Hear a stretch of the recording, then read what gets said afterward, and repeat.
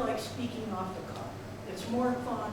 I get into a lot more trouble that way, but a lot of times it's more humorous, right? But today, I have to be good because my new business is History Star Productions.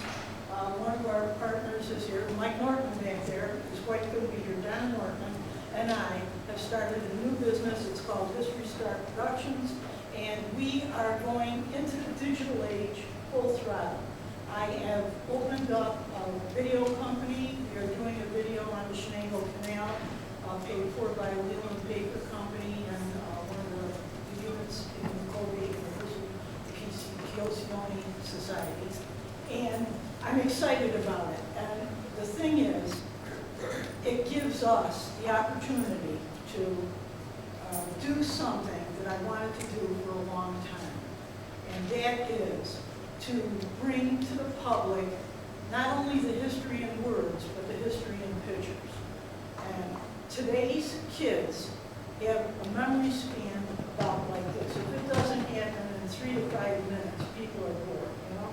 And so I started out by writing articles for the paper, one of the books she has here, an online newspaper. I added video to it, and then I said, you know something, that's what I'm going to do from now on. So you will see some of my suggestions for the video age. Our topics of discussion today are websites, virtual tours, putting your collections in order, video trailers to use for promotion, documentaries on events or history. And I've got to tell you, websites are the most basic vehicle. When we started out, our Old Town History site, which carried you, by the way, in Fabius, the history of Fabius, cost me close to $100 a month. Now, for 1 year, I can have a website that will take video and everything for $100 a year. Things have changed over the past few years. And I've got to tell you, it was just exactly what Chuck was talking about with the computers. They went from huge things to little things like this that we can just carry around. And that's changed the way people look at history. Today, people are online searching for their ancestors. I think that any society that has records is going to have to get to the point where those records will become available to the public, or at least what you have will be available to the public on your website. Excuse me? Okay. I saw you on the paper, so I probably quote, but I used to live here. I see, you know, I'm taking someone to small claims court. I lived on Main Street, and the landlord lived on Ridge Road. I know what court you go to. I know where I go just to file small claims, that's all. I don't know either. You have no court? There's no court in Fabius? This is here. No, there's no court in Fabius? No. Not today. No. I'm not talking about today. I just thought, where is there a court in Fabius so I can take someone to small claims court? I live in Main Street, the landlord lives on Ridge Road. I need to go to court, but I don't know where the court is. The court's right there. Oh. Sorry. That's okay. That's typical of me. You know that. What else is going to happen? You should have gone to the website. Yeah, we should go to the website. Okay, topic 1. Websites. And we have a problem already. I love this computer.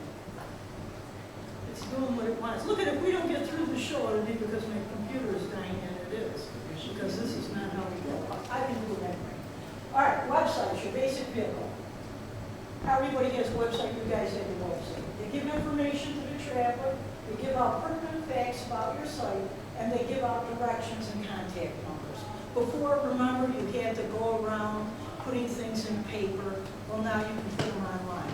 I went online to find out when I was speaking. It was there on your website, your town website.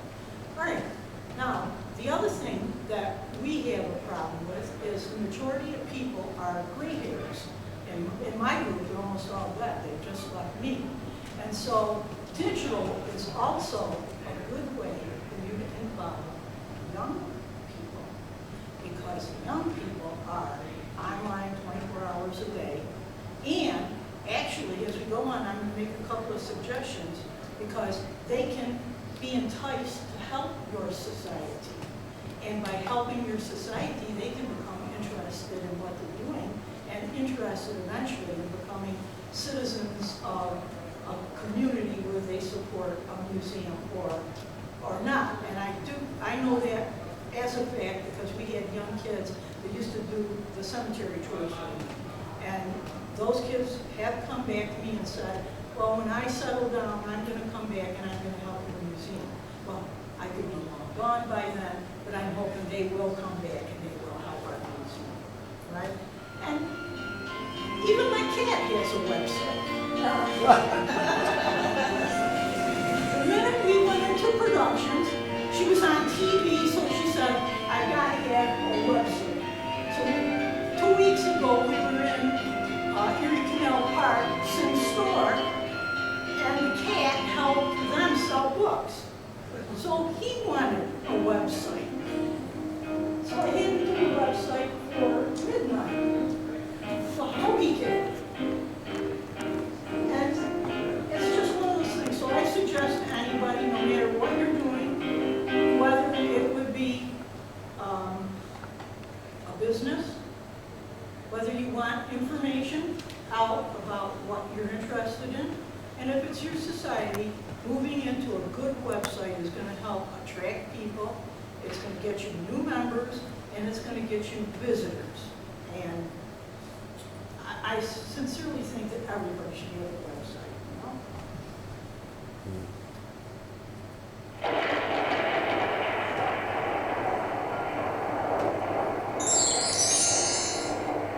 Do you think that I should get a website for heaven? This is a thought. Well, if you had a website, what would it look like?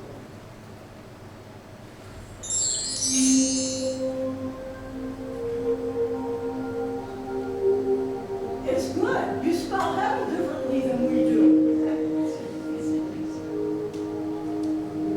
I wonder if your music is MP3 download. So that'll be the next one. If you go on your computer and God shows up, you'll know. He's finally reached into the digital age. Virtual tours. Okay, this is something that has been somewhat, I would say, in question. All right? Some people think that if you have a virtual tour of your museum, you'll get less people to your museum. But it's been proven, Syracuse University, Donna went to Syracuse, and they've discussed it, they've done research on it, and it increases the number of people to your museum because they know what to expect. And that is an important thing. When they get to your museum, they will have it. This is the kind of museum I want to visit. Oh, look at that. They might have something in the collection I'm interested in. And, oh, I'll ask so-and-so to go with me. I think they'll be interested in this site. And so what I set out to do is I have a new website coming up, and it's going to be called Central New York's Got History. And it will have virtual tours of the different historic sites. And I have tons of them done already. As a matter of fact, a bunch of them are in my book that I did articles for. And guess what? It's the thing of the future.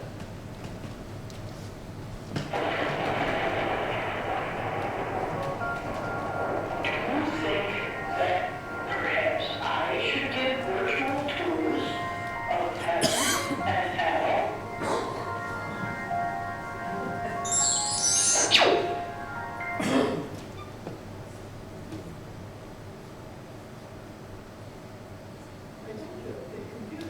The computer's eating them, so there's nothing I can do except stand here and laugh. That's not the slide it's supposed to be. The reality of the whole thing is virtual tours are a thing of the future. And I have a joke that I'm going to tell now, but it's not going to be very funny to me because the Hoagie cat is back up on the screen. And I don't know if I'm going to be able to get what I want out of here. But there is this great story about this fella, and he was a tour guide. And it was like a cathedral, Notre Dame, I think. He did it for 35 years for free. He died, he got up to heaven. St. Peter greeted him. And he says, oh, you've led a wonderful life. You've been a wonderful person. What would you like? And of course, being a tour guide, he said, I'd like a tour of heaven.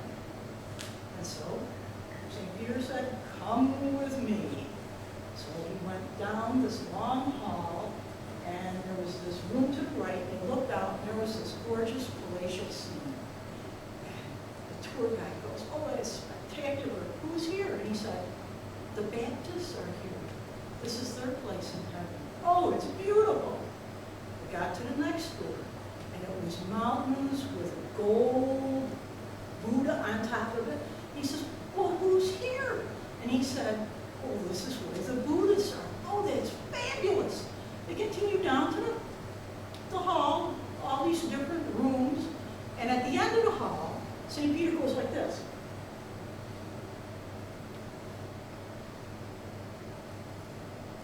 So they go across there, they start up the other side, and well, there's the Methodists, and there were all these different, he gets to the end of it, and he goes, that was a fabulous tour, St. Peter. But he didn't tell me who was in the room at the end of the hall.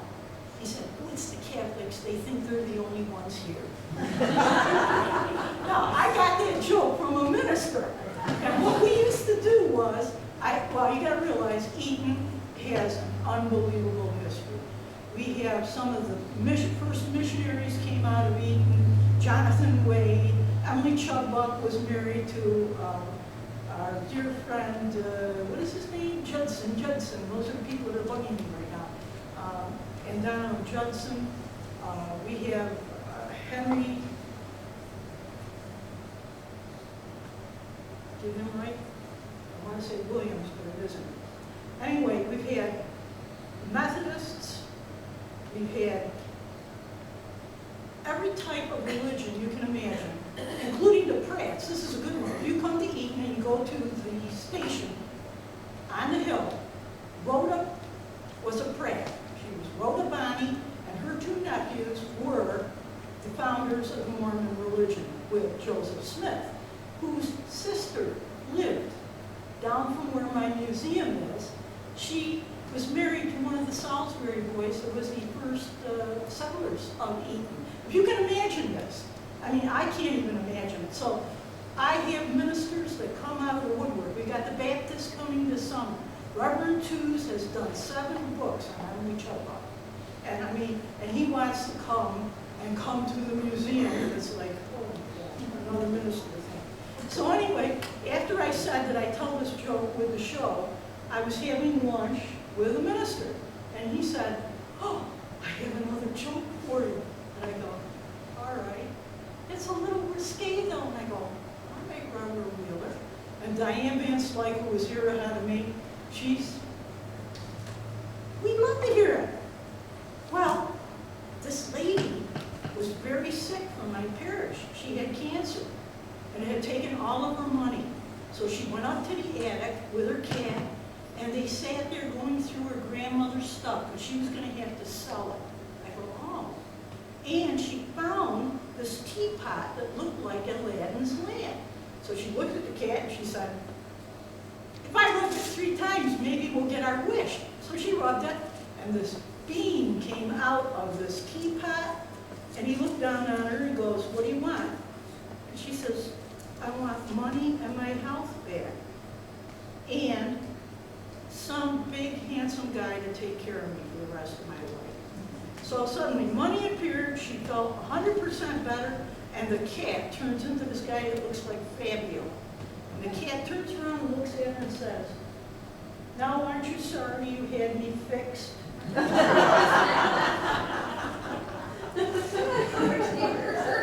was like, oh, what do you mean?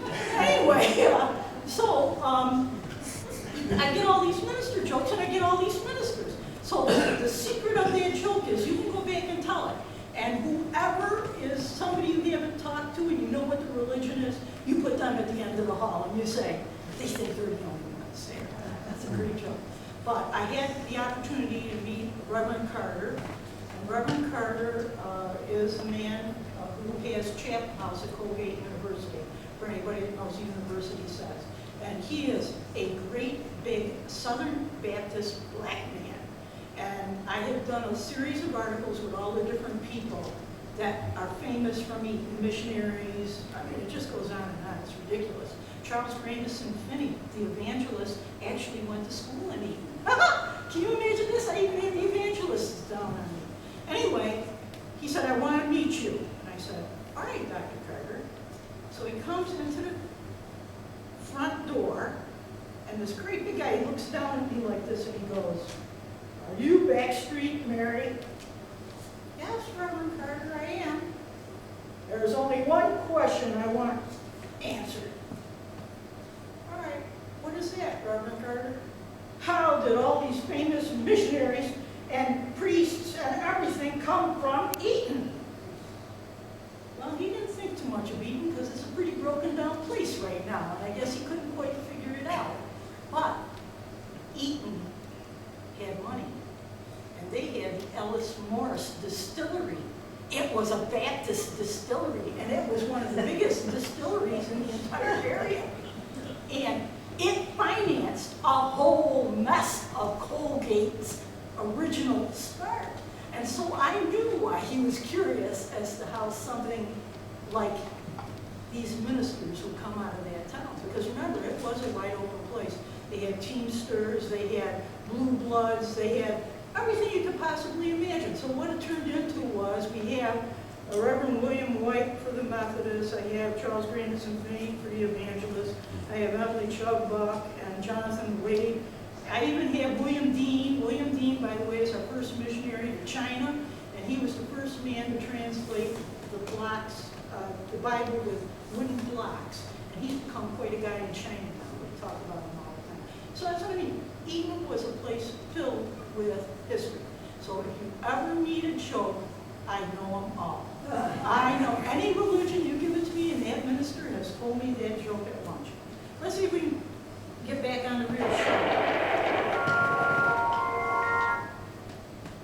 We're just going to go through God asking. We're going to talk about topic 3. We're just going to have to wing it because my poor computer is going. All right. Collections are the most important thing. And seeing your collections and keeping them, and I can tell you this from the bottom of my heart, I got to Madison County as a Madison County historian, and they had told me anytime I inquired that all the records burned when the Madison County Courthouse was burned by the Loomis gang. And it was like, oh. So I wanted to rummage around the archives. And there was no lights in the basement for the most part, just over a few of all the new boxes of stuff. So I went down there with a helmet light, and I strapped it on my head, and everybody thought I was crazy. They said, where is she going? I said, I'm going to the archives. So I went into the archives, I flashed that puppy up in the air, and there it said, 1806. All the papers were there. They were in terrible shape. They were moldy. Dust had gotten on some of them. They had been rummaged through. Unbelievable, but they were there. So we started the archives project, and when I finished, we had done 2,600 boxes, which are all listed as to what's in them now, online, archival, and I set up volunteers who have cleaned. I think they're about 75% of the way in cleaning and putting everything in perfect order. And then the other thing we did, which is to bring collections to the forefront. Where's Irene? Irene, you'll like this. They're doing these document-based questions in the schools now, where the kids have to go and see a document and go through the document to look for different things.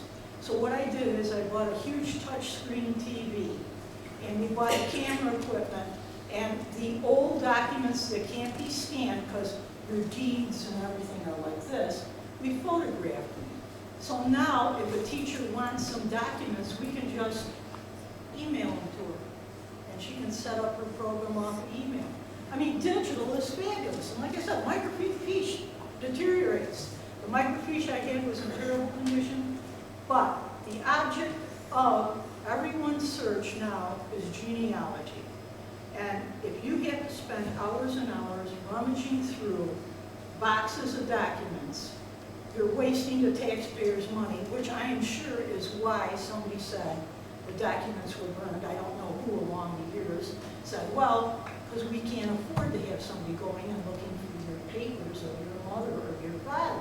Well, now this will all be accessible, and people will be able to go in and view it, and they will be safe. And somebody said, well, now if they're scanned, we can throw them away. Well, I got to tell you something, you can't. Your archives from 1910 back have to be kept. And you know something I'm going to tell you right now? If it's important, keep it in paper too. Because even though I'm here talking to you about the digital age, I want you to know one thing. Every year something gets updated. Some system changes. Now I'm moving from a PC to an Apple. So you have to preserve your collection's original important papers. And this is going to be a problem for everybody because dampness. Why are archives always in the basement? Think on that one. That's the richest place in the world that they can be in. So what I'm saying to you is, yes, digitize anything that you feel important to your community's history, but also figure a way of preserving that documentation, because eventually they may have to go back to it like me. You have no idea how wonderful it was to be able to go through the original sealed documents of the first judges in Madison County and everything. It was thrilling. And when we put on Archives Day, people could actually see those documents from each part of the community. And that draws you.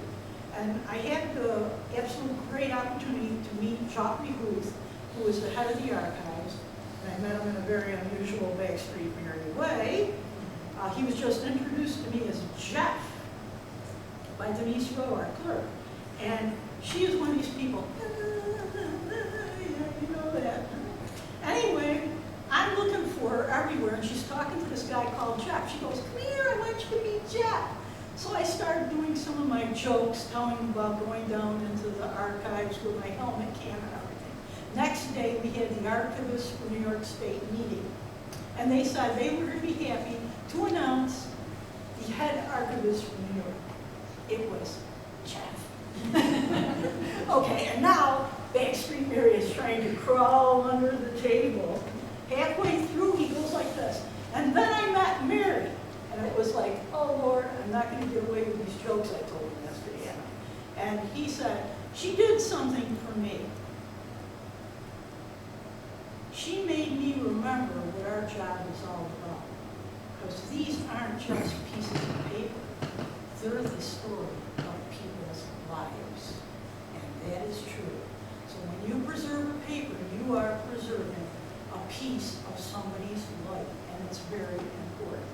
And so I'm very into preserving archives. And thank God he didn't remember the jokes. Only the good parts. And now the story that embarrassed the entire state of New York.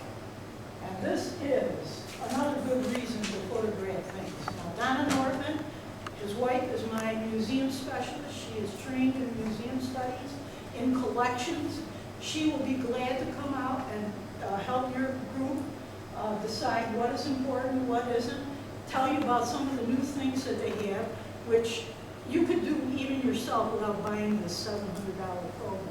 But if you have a picture of the item, a description of the item, and you have who loaned it to you, you are ahead of the game.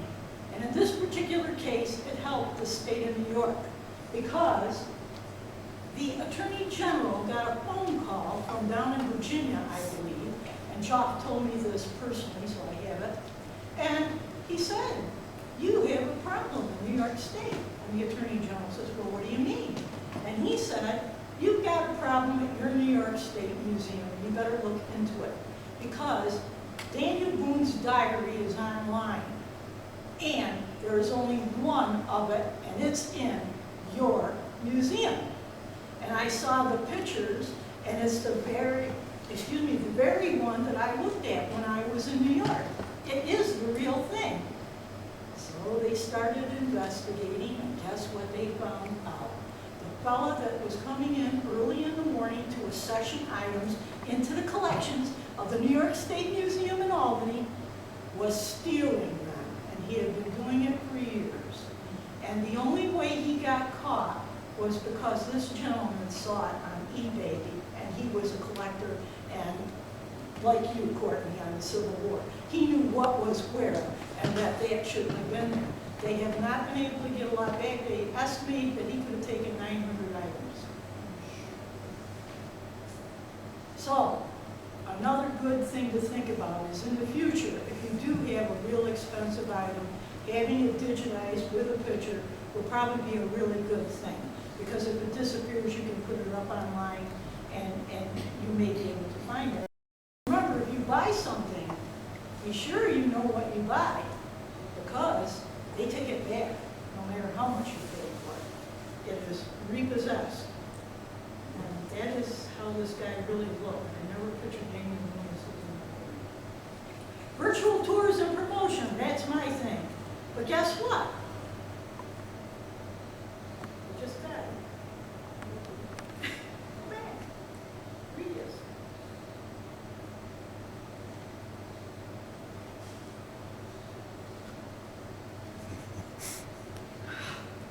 I hate when I have to do this.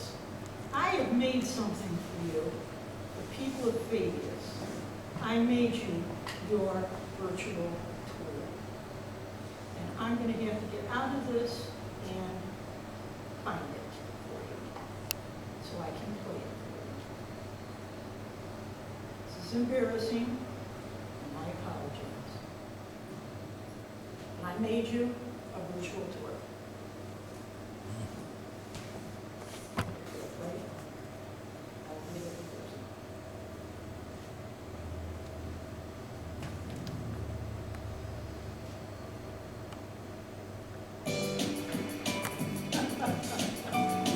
Isn't that terrible?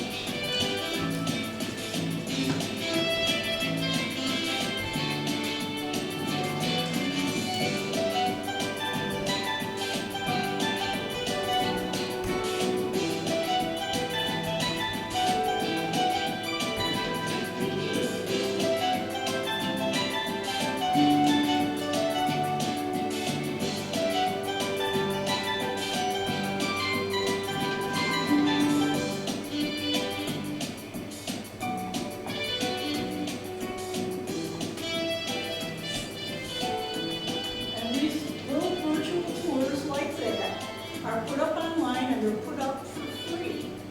It goes on YouTube. You can attach them to your website.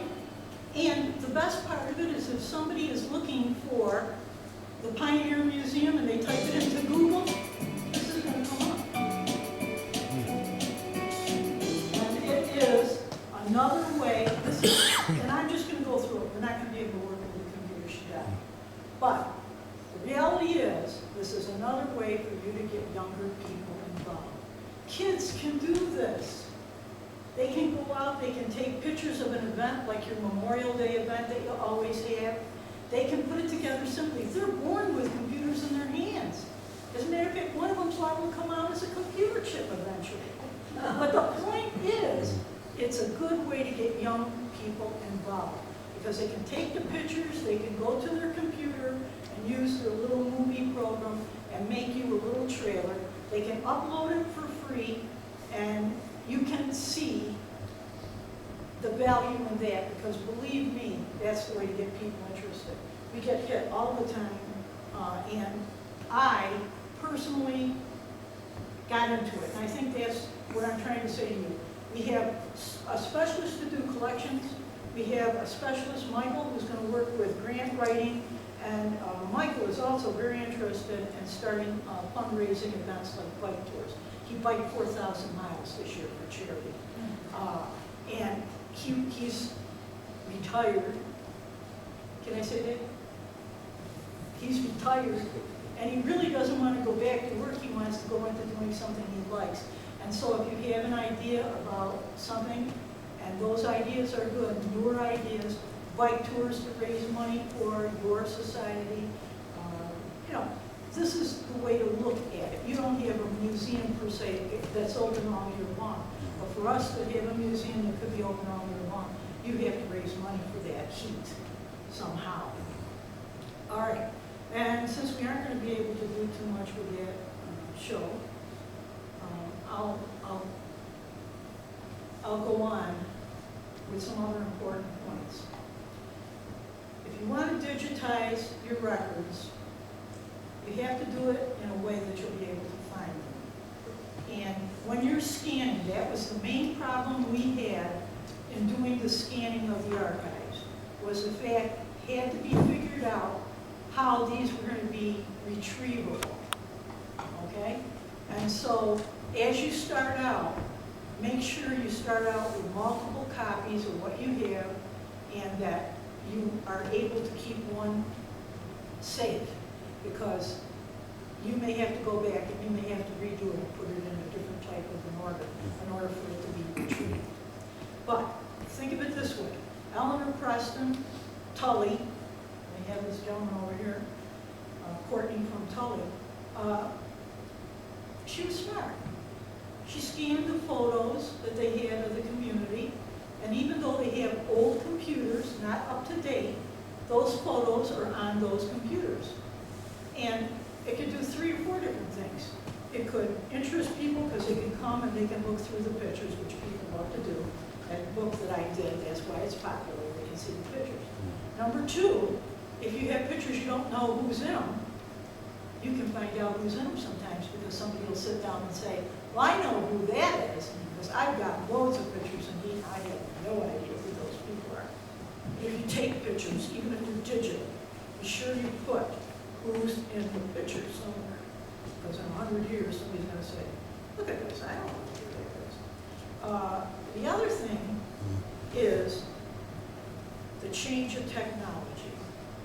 And this is a serious issue. Every year, technology changes. And so that's why I say you have to have more than one copy of an item.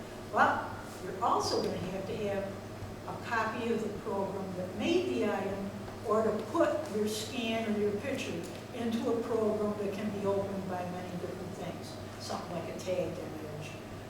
They are available. So think about your collections. Think about how digital can help you. It can. If you're having an event, I can do a video for your event, or you can have the kids do a video for your event. Get them interested. Go to the school and say, this is a good class project. We'd like to do a little short video on some event. Let me see if I can find the event I was going to show, which I might not be able to do. Nope, I can't, because that's not there either. It's eaten. Let's see if it's on the desk. Oh, here. I did this for Boutville Antique Days, and I never knew it was going to become a piece of history. That sign is no longer in existence. They closed the show, they tore it down, and that was it. So by recording this, they actually have a picture of the most famous sign on 20, which was a Boutville thing. And I got a big kick out of it because I had done it for this year's event, and trying to help Canal Cottage, Diane Yancey, like who was here, and it was like, I went back to look at it, and I said, I recorded history.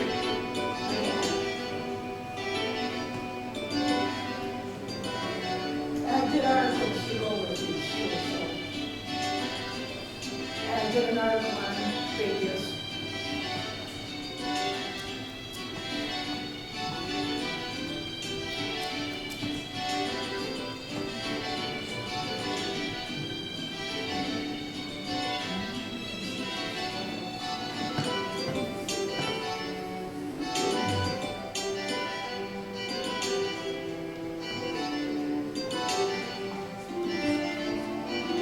That's the club.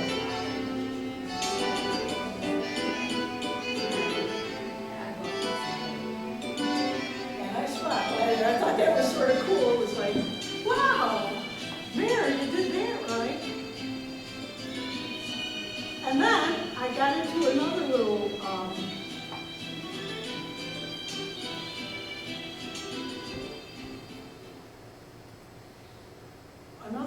thing. By putting them up online, you have to own the rights to the music. And since Backstreet Mary is poor and also very cheap, I went to a computer program and I made all the computer music for the videos. So when you see one of my videos up, including the one on Island Forest, that's actually me playing the computer. And I used to be a musician, but I got to tell you something, it was so cool, because if you wanted strings, you had strings, and if you wanted this, you had that. If you want piano, you had piano. So anyway, I have a whole album of my music there, and I've got other ones. And this enables me for like our Shenango Canal, I can do sound effects and everything using the Apple. Anyway, I have no idea where we are, and I apologize. If somebody's got a question. Huh? Oh, that evil thing! Well, What was the question? the question was, and I repeat, how did I get the name Backstreet Mary?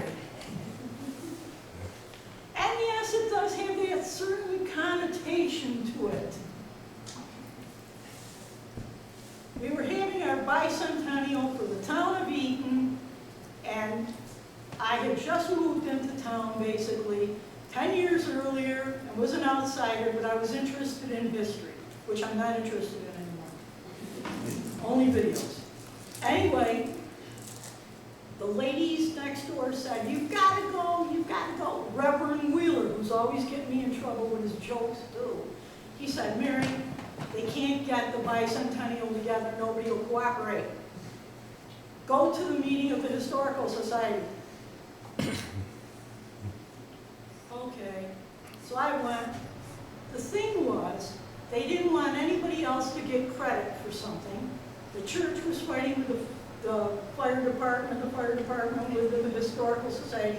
The Historical Society with the second Historical Society. I mean, it wasn't even. And so I said, well, I'm not from here. I live in the historic wood house of Wood Tabor Morse. And I invite you all to my house as neutral ground. And there will be no society in charge. And nobody will use their name for publicity. Because that started fights right away. They started saying, well, she was in charge, and this one said they were in charge. I said, nobody's in charge. And everybody uses a nickname. Well, we used the streets in town. Luckily for the minister's wife, she was Front Street Mary. She lucked out. We had Church Street Mary, we had Mill Street Mary, and in Eaton, Brooklyn Street is called Back Street. And so they started calling me Backstreet Mary. I wrote articles for the bicentennial, and by the time I finished, from March until October, I wrote 167 articles for the Examiner online. I know history, I know so much history. Right now, I could do history books from here to eternity, but I am signing off, and Backstreet Mary will no longer exist. So next time that I come, it'll be as Mary Messere History Star Productions, videographer.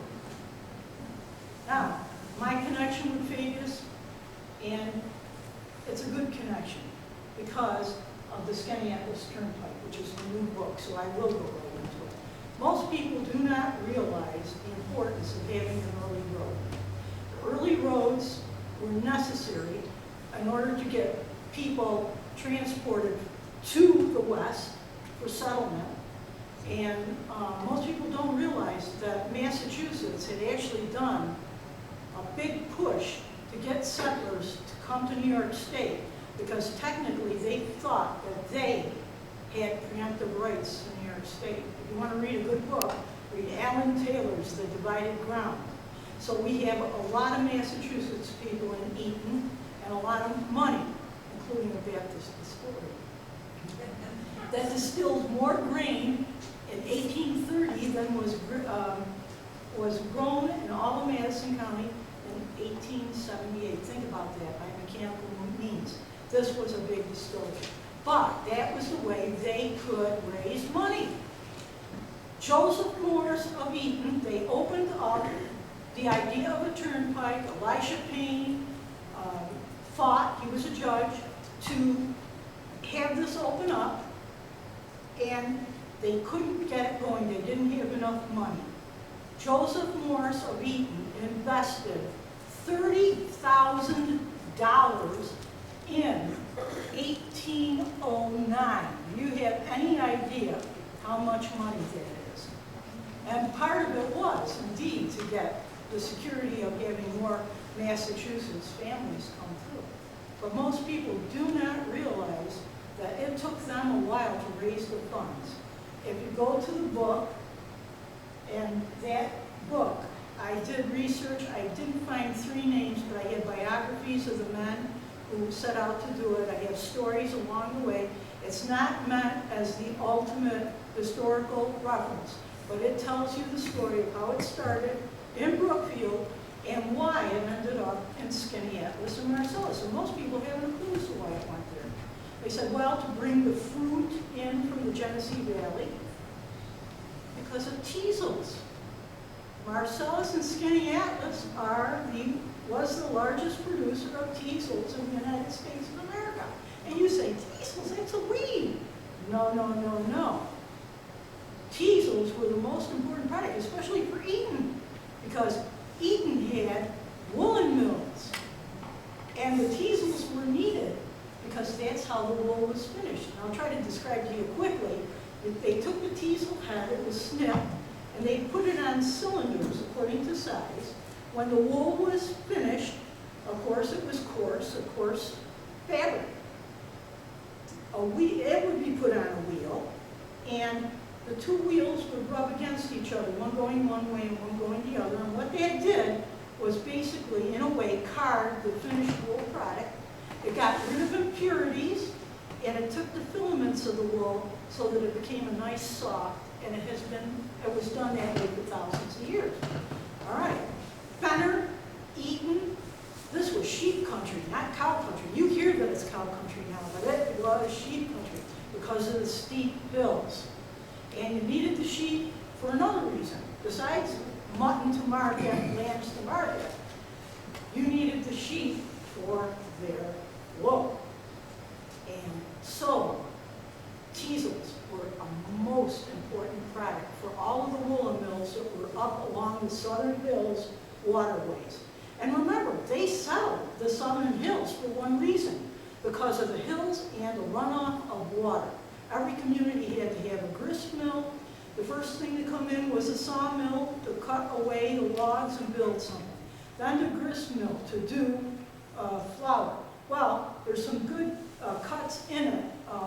One from Elisha Payne on why he wanted it basically was because they had to go miles to grist their flour, because there were no roads that would take them to Brookfield, where the only grist mill was. Well, the road went from there to Hamilton, and then from Hamilton on. Joseph Morris, $30,000. Why would he do that? Because his family and his Masonic friends were in each of the towns along the way. He had woolen mills, he had the distillery, he had to get corn to the distillery. They had woolen mills, Eaton had a cotton mill. They were owned by his son. A foundry site that needed iron ore, owned by his son. A foundry in Eerieville, owned by a son.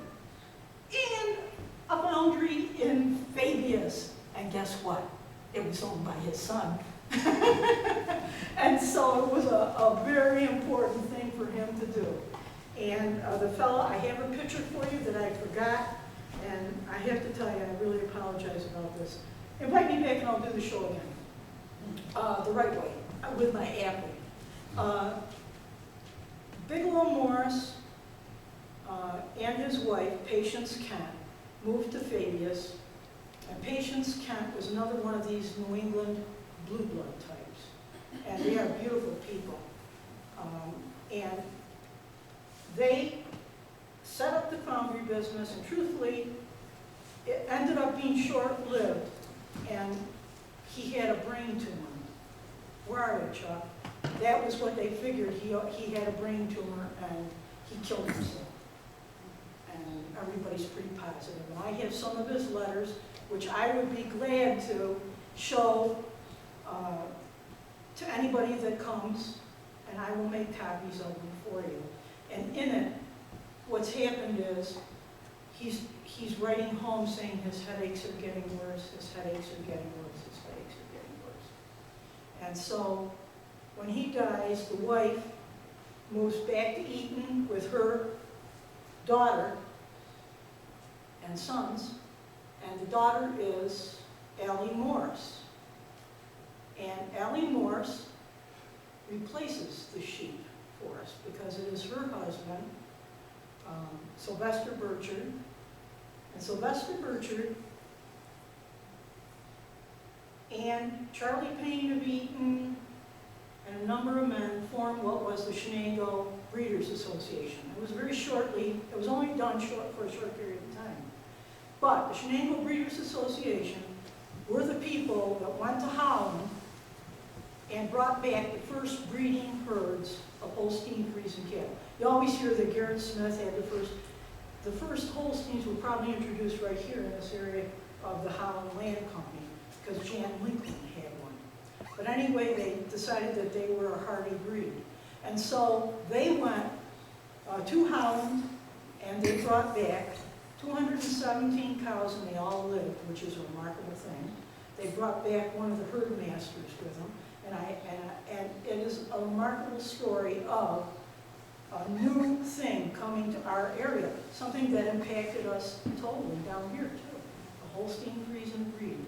And he became a judge, a very well-known judge, and actually he wrote the rules by which we pretty much judge Holstein Friesian cattle today. He used to always be at the state fair, by the way. And he was a fabulous person, so I have a lot of those records. And she was the daughter of Bigelow Morris, and I have some artifacts that I will actually send you pictures of that belong to them. And it's sort of interesting to link the communities, which was the reason that we did Fall Festival History Tours. We wanted to show people how linked the communities are. And if anybody has done any genealogy, they know that so-and-so married so-and-so from Tully.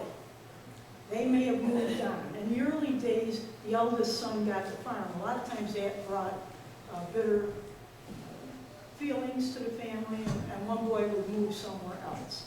Sometimes they even changed their names. I know they did that in Eaton. And so the turnpike traveled people up and down. It traveled commerce. It traveled families. And it linked families. Eaton linked to Fabius. Eaton linked to Eerieville. Eaton linked to all these different communities via a family that put its money in the road. By the way, the investors of the Skaneateles Turnpike never made any money off of it. They went back and they got the ability to have tolls collected, and even collecting the tolls, it was not successful. It was successful for building our communities, but it was not successful as a money-making venture for the stockholders. And truthfully, people even avoided the tolls by having free roads. A lot of time, you'll know, they went around the gates. But I think the most disastrous part of the road was the upkeep. which is a lot like it is today. I mean, we're charging tolls on the throughway that they told us were after a certain, no, we have to fix the roads. Well, those early roads were made with long pieces of timber buried, they were covered in gravel, and it's said that the shale of Eaton was particularly good because once it was crushed and wet, it became like cement. And you had this upkeep, and somebody had to pay to upkeep the roads in each place. So like I said, it was not a money-making venture for them, but it gave us something. It gave us community, and it gave communities a link. And unfortunately, we're losing that as people are moving away from rural America.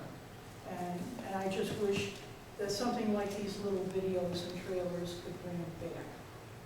Now, I am very interested in doing short history things. If you have a piece of history that you would like done, I'll show you one that I did. And it was for the anniversary, an article I did on the anniversary of the disaster at Split Rock. And see if we can get it to play here for you. And this will show you what I mean by history done in a short and quick manner.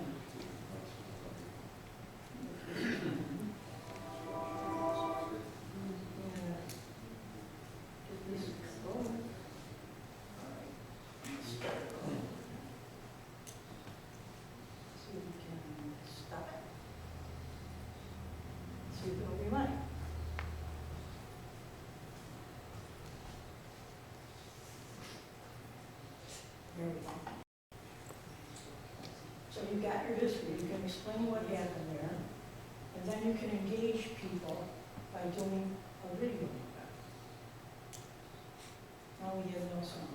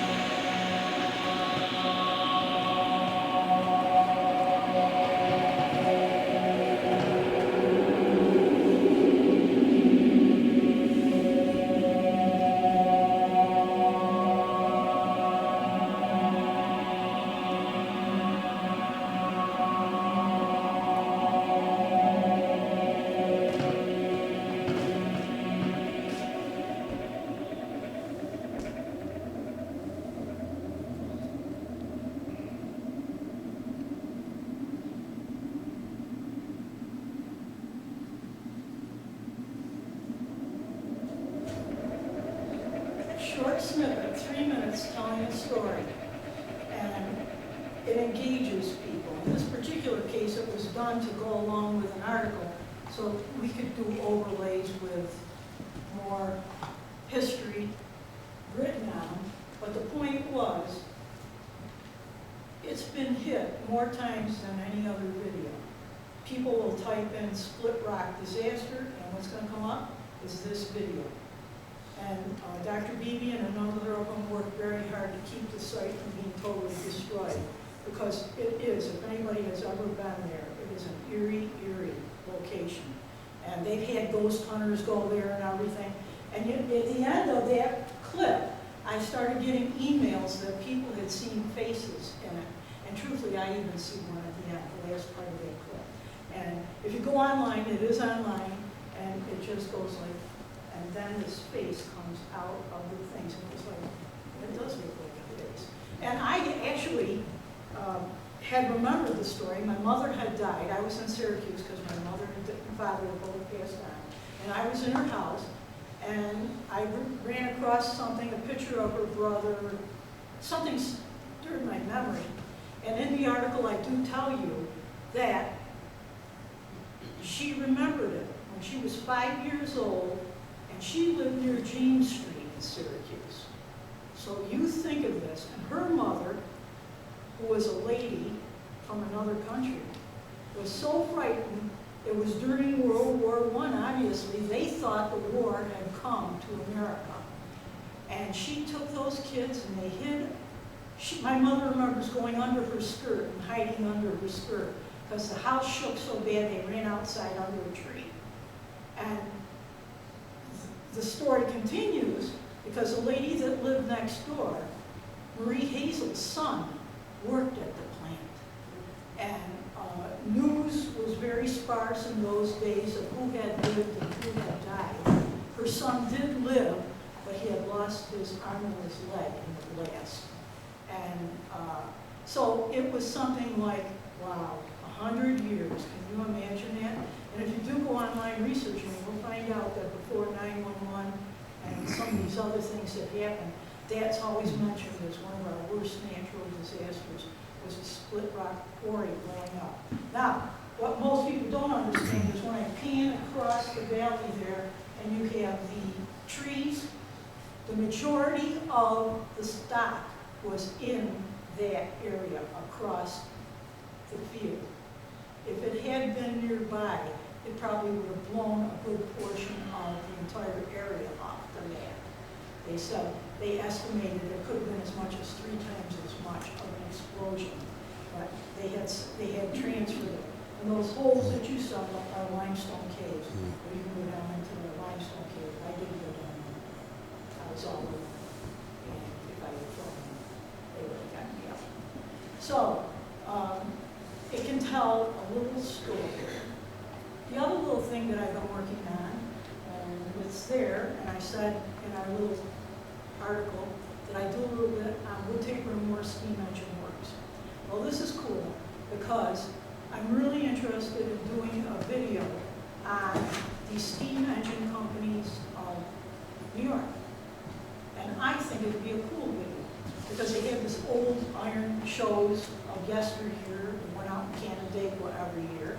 And you have to realize that we really had a lot of different places that were making early steam engines. And I did one article on William Avery, and William Avery was a brilliant man. And he put together steam engines in the Pompey area. And of course, my own hometown, Eaton, I live in Mr. Wood's house of Wood, Tabor, and Moore Steam Engine Works. And I will tell you this right now.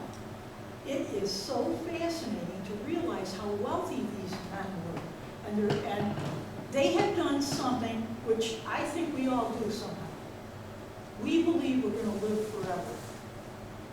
They came along, and they are actually the founding company of Wood and Man Steam Engines in Utica. Mr. Wood was fabulously wealthy. His daughter had a dowry of over $200,000 in Victorian age. And he was the man that went out on the road selling. They had an office in Georgia. They had an office in Chicago. They had an office in Eaton. They were abolitionists. And this is sort of hard to believe. I gotta tell you, this is the one I could not. I had met Mrs. Ferguson, who was one of Mr. Wood's grandchildren. She came to the house because they wanted to see my house. They had always gone to the big Victorian on the hill. If anybody's been on Route 26 and Eaton, those big Victorians, one of them belonged to Mr. Wood, the other to Mr. Morris. And they knew he had been, the house had been a stop on the Underground Railroad.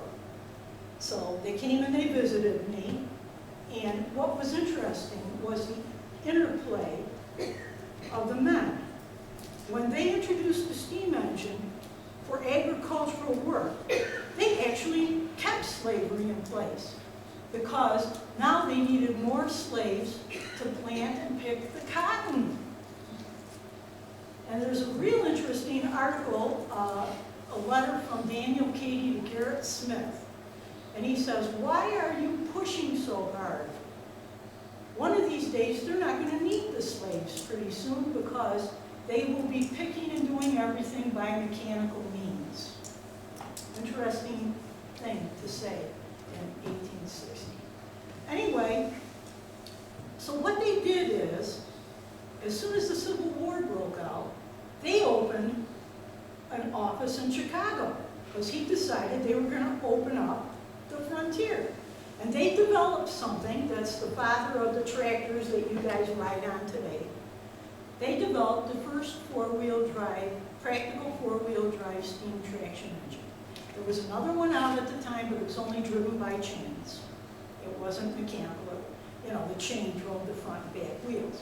This was geared, and there are pictures of it in that book. And sometime I'd love to come back and show you some of the pictures I have on. But anyway, they're geared perfectly, and the transmission was on the outside of the tractor so that they could move all of the wheels independently as a actual four-wheel drive vehicle. It ran all the wheels. It wasn't by chain or two-ran or whatever. Four-wheel drive. In order to do that, they invented something called the jack shaft, which is our universal joint today, and they patented that. Then they had something that we didn't have, something we have in every single household for the most part today. Anybody guess what it is? You have one in your basement, most likely. It is the item that leaked for you, Michael. The pressure relief valve on your hot water tank. Because in the old days, you had to add water to the boiler with coal or whatever you were using. If you failed to add water, that engine could explode because it built up pressure. Well, they had it so their patented pressure relief valve would pop if you had too much pressure. Okay? And they sold their technology to everybody. So when you see an S&W Wood or you see a Knight of Royal, that's them. Because they were sure of one thing. They had the #1 engineer in the world. They did. His name was Loyal Clark Tabor. And he was from Tabor's Mills, which is Woodstock. Chudville and Woodstock, that little fountain was Tabor's Mills. And he moved to Eaton, because he was related to the Morrises, by the way, his cousin. Anyway, he joined as the engineer. He taught at Syracuse University, and he invented something new every year. So they could sell their technology because they knew they were at the forefront. They were the #1. They were there. They got this machine done. They won the gold medal for it in London, England. It was like, we got it made. We got our people going out west. Well, rather humorously, Mr. Wood, the man that sold and founded the thing, died. Unexpectedly, dropped dead in his chair. Mr. Tabor dies at 58 or 59 of an aneurysm. And that ended the company. The only man that was left was Mr. Morris, and Mr. Morris was the man that did the bookkeeping and sold the patent rights. And so that's what happened. The patent rights were sold off, and Eaton closed. It's fine. Otherwise, today, we probably still have a tractor company in Eaton, but they had never seen their own end. And it's sort of ironic, because that's the way I think about all of our organizations, including my own. I'm on the end of a track of all these older people who are now dead. And so, my parting words to you are, we are involved in the digital age. It is important. It's never going to go away. I think it's a great way for us to preserve our history. I think little things like this up on YouTube are a great way to promote your museums, to get people through them. I think that capitalizing on a small piece of history, you're not only doing it to promote you and your town, but you are also preserving a piece of history like that stupid little sign thing. That's preserved a piece of history that won't be there again. And we have this other little thing, and it's what I think the future is. Getting young people involved by asking them to help you with your collections. Because once kids get interested in history, they're interested in it for life. And with all of the genealogy that's going on, you know, everybody at 60 wants to go back and find out about grandma so-and-so and great-grandmother so-and-so. So keeping up with that is an important thing, because that's also a way for our societies to bring money in by doing genealogy research. And if you have it on a computer, you can print it off and charge them for it. If you have a picture of their relative, isn't that cool? Hit it, it goes down to the computer, it prints out, you charge them, and they have a piece of history. And this is going to increase. The baby boomers are here, and they're starting to make inroads on wanting to know about their relatives from Stockbridge and Munsville. Luckily, that's a place you're going to find a lot of history about. But we're going to be able to bring in some younger blood. And 60s are good. I'm just still capable of some stuff. Making movies. So that's my new thing. So if you need any information, Donna Nortman will be glad to help you. We've got our flyers up there. If you have an idea on how you'd like to raise some money, and you need a grant written and you don't know how to go about it, you can talk to Michael back there. And don't call me about history. Don't call me Backstreet Mary. I'm never doing any history again. But I will do a video for you and a documentary. And here's a woman back there, Barbara Rivette. I didn't see you come in, but that lady right there is one of the greatest gifts we have for archives in the state of New York. And she helped us with it. I have to tell you, she knows it all. And so, you know, but I'm giving up history, but I have a little secret to tell you. I went back to Salve, and I said, I'm not doing any more history. That's it. I have my books I'm putting out, which are not edited, by the way. We threw them together. They will be coming out as published editions, probably by June. But, so these are collectibles.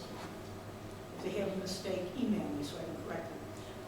Anyway, I was in Salve, and I decided that I wanted to write a book, and I'm writing it. I have 600 pages of history and information on a very important family that links us all together again.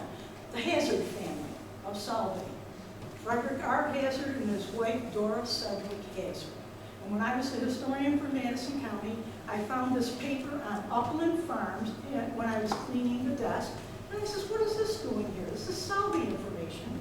I put it in my day planner, and after I retired, I was happy to be gone from that crazy place. And I was in Syracuse. I went through it and I found it. And in it, it explained why I'm Backstreet Mary. And it explained why Jennifer, who's our pharmacist, is considered Front Street Jennifer, that helped the communities, because the Hazard family was staunch investors in community. They founded so many things you can't imagine. If you go online, I did articles on the Burlingame School and all different things that they did. And what had happened is, as I was reading it, I suddenly understood why I had it. Because their summer home was Old Trees in Casanova.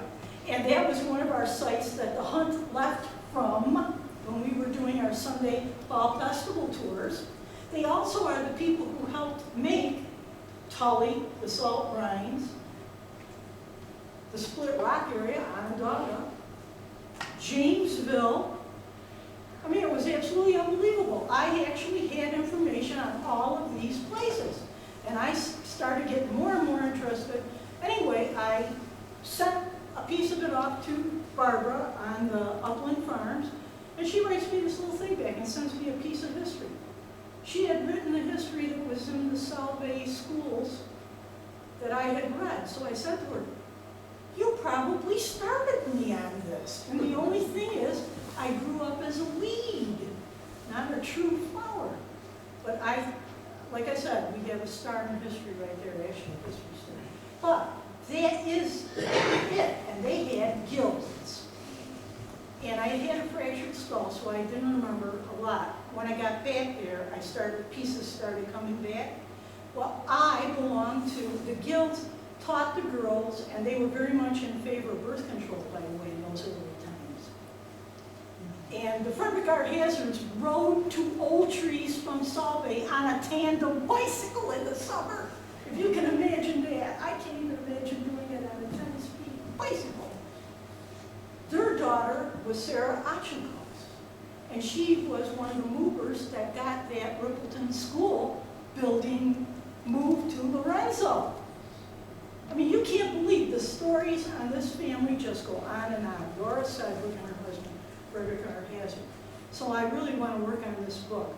And it just made me think of all these things, and one of them was, the girls learned to sew.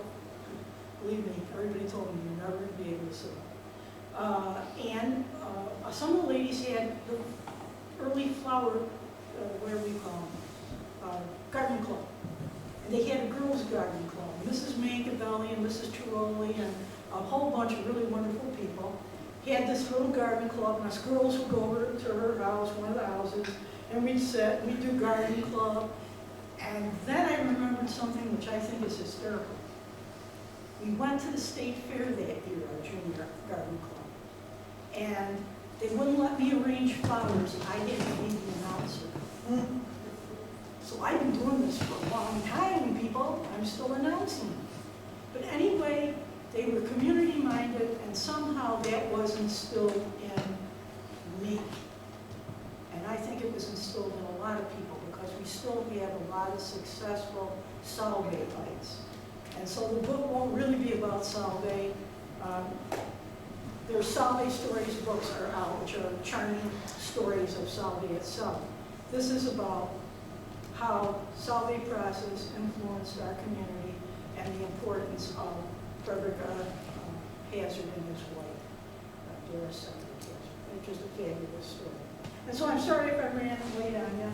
I'm sorry it died, but I knew the computer was going to die. We discussed it. And there's nothing I can do about it. I'll come back with my apple and we'll do a super one where nothing falls apart. Thank you, that was wonderful.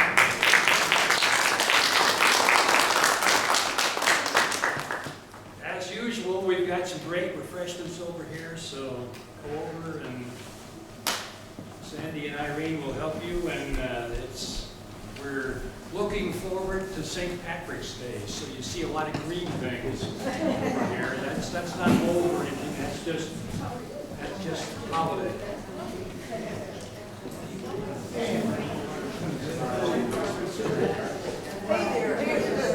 Basketball stars. How you doing? Sonny. Is your what? Favorite basketball star. I did. Sunday is a basketball star.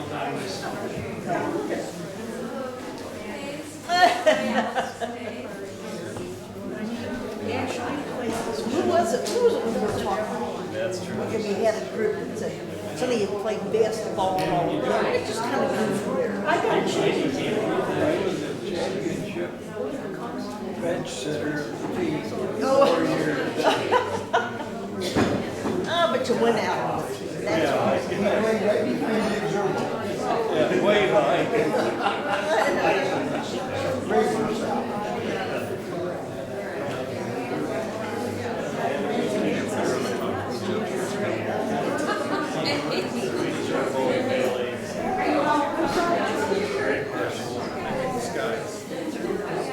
Mary, she did a trifle for our animal rescue library. She's never picked it up. I started playing ball. I'm sorry for sorry.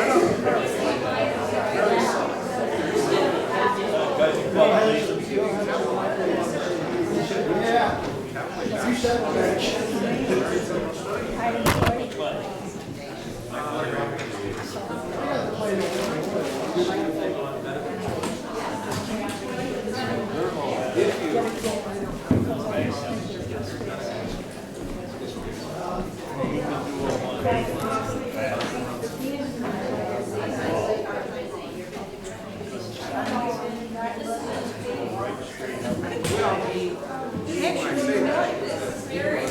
Remember Ray? He used to come across the middle, just short of the foul line. We were talking about always just march straight down in there. You come up and you see it across the line. I'm just laughing about it. I had the car and moving here, the only way I saw He problems was with much heavier. and that was it. So when I went to the and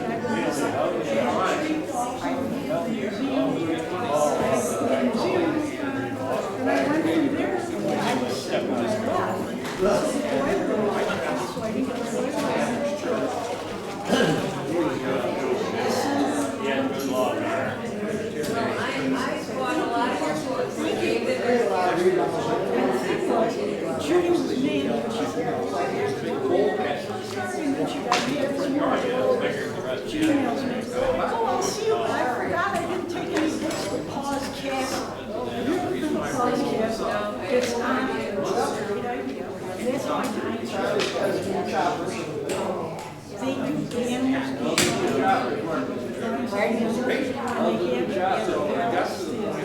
have One thing I get one advantage of, one foot. when I get turned on, I can take them out and walk away from them. You struck one.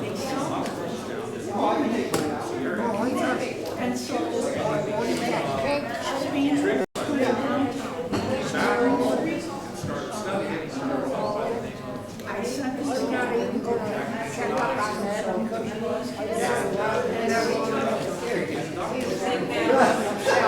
And I think we're hard to go like California.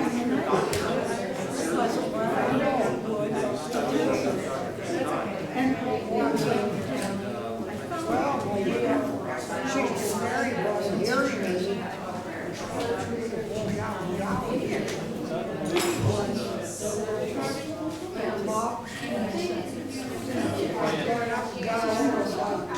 I'm good.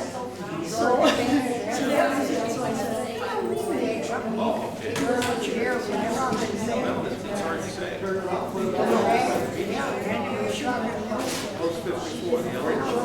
Well, thank you. I'm so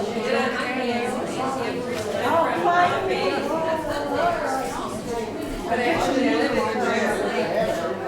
Still very involved.